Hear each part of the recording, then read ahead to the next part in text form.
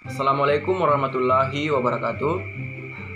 Kami dari kelompok 7 mata kuliah Teori dan Sejarah Sastra akan membahas materi mengenai jenis-jenis puisi berdasarkan masanya.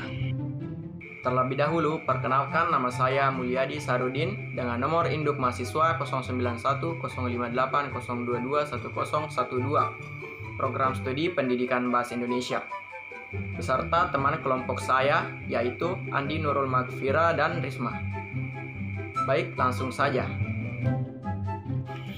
Pengertian puisi dan jenis-jenis puisi berdasarkan masanya. Langsung saja, tapi terlebih dahulu kita perlu mengetahui apa itu puisi. Puisi adalah salah satu bentuk karya sastra yang diungkapkan dengan menggunakan bahasa yang padat dan bermakna kias. Puisi merupakan hasil ungkapan perasaan penyair yang dituangkan melalui kata-kata atau bahasa yang sengaja dipilih. Kemudian, jenis-jenis puisi berdasarkan masanya terbagi dua, yaitu puisi lama dan puisi baru. Puisi lama, puisi yang merupakan peninggalan sastra Melayu lama. Puisi lama terdiri atas puisi asli dan puisi pengaruh asing. Contoh puisi asli masyarakat Melayu adalah pantun, dan contoh puisi asing pengaruh bahasa Arab adalah syair. Kemudian, puisi baru. Puisi baru adalah puisi yang lahir pada tahun 20-an. Puisi baru merupakan puisi yang sudah tidak terikat oleh aturan.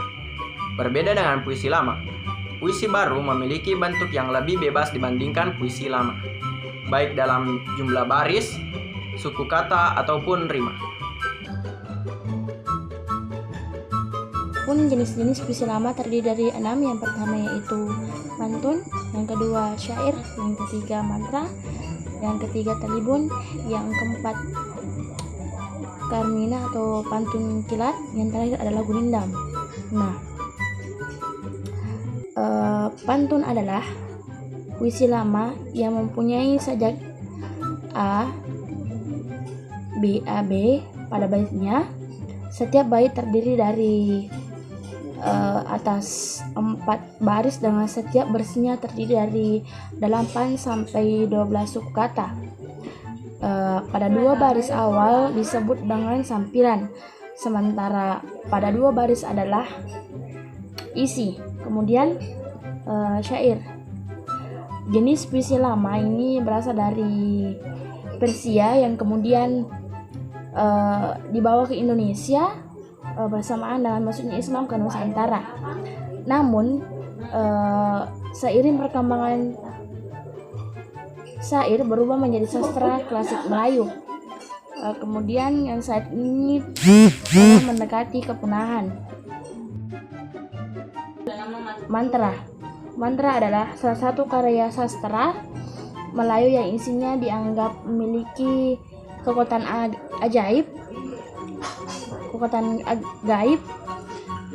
Kekuatan gaib ini katanya dapat menyembuhkan penyakit atau mendatangkan celaka bagi seorang. Maka dari itu, untuk masyarakat Melayu, keberadaan mantra ini tidak hanya sekedar karya sastra saja, tetapi juga berkaitan dengan adat kepercayaan mereka. Kemudian Talibun merupakan pantun yang dalam setiap baitnya yang terdiri dari jumlah baris yang genap, misalnya 6, 8, atau 10 baris. Karmina atau pantun kilat. Karmina disebut juga sebagai pantun kilat karena kurang lebih sama dengan pantun, tetapi lebih pendek.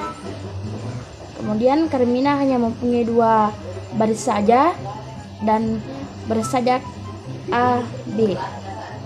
Baris pertama disebut dengan sampiran dan baris kedua disebut dengan isi, yaitu gurindam. Gurindam adalah jenis puisi lama yang pertama kali dibawa oleh orang Hindu sekaligus mendapat pengaruh dari sastra Hindu. Kira-kira pada tahun 100 Masehi, gurindam adalah salah satu bentuk puisi Melayu lama yang terdiri dari 2 baris kalimat yang irama akhir yang sama, yaitu A. Jenis-jenis puisi baru ada beberapa. Yang pertama ada balada, yang merupakan salah satu jenis puisi yang berisi tentang suatu kisah atau cerita. Yang kedua ada elegi, yang berisi tentang kesedihan atau tangis. Yang ketiga ada epigram, yang berisi tentang ajaran atau tuntunan mengenai kehidupan.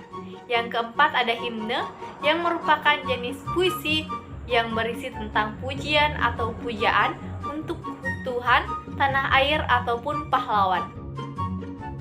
Yang kelima ada ode, yang berisi tentang sanjungan kepada orang yang sangat berjasa.